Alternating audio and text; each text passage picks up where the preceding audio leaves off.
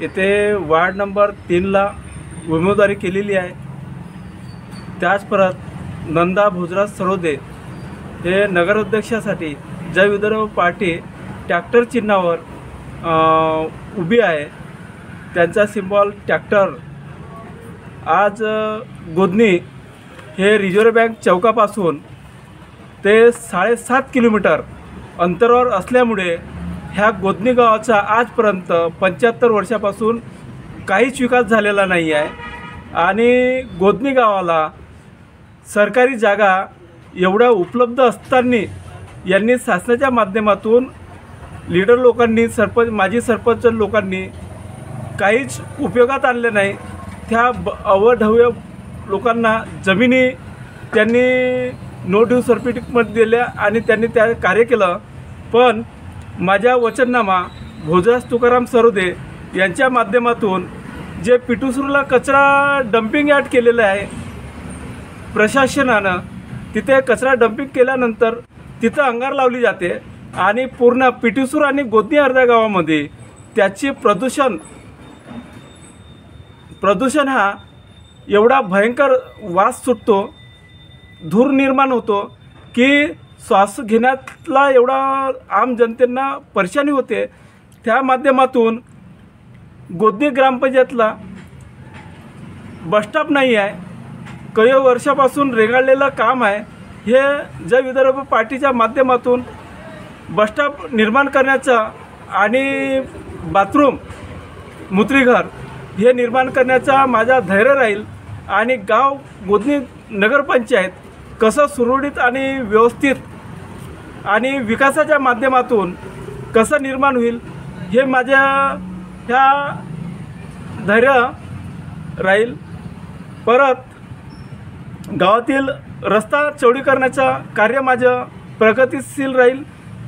मंदिर स्थळ हे कोणत्या पद्धतीनं स्वच्छ सुंदर आणि निर्माण होईल ह्याकडे मी सर्वात जास्त लक्ष देणार।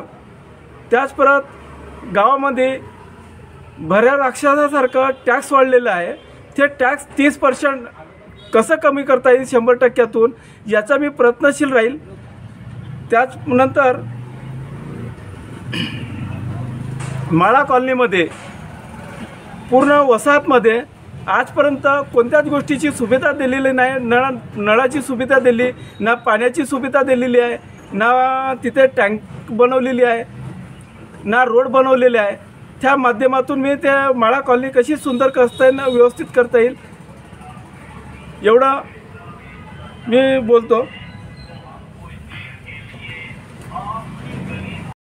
नाही आहे त्यांनी PWT रोडला बी 2 वर्ष रगाडी ठेवलेला आहे।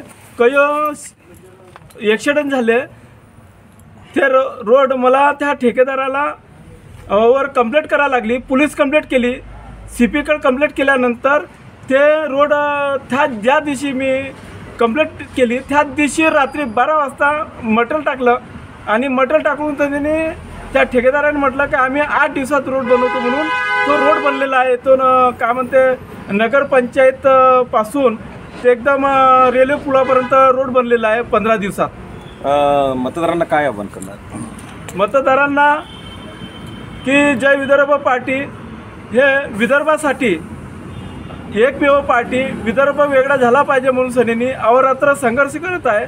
समितीच्या माध्यमातून मोर्चा काढतात।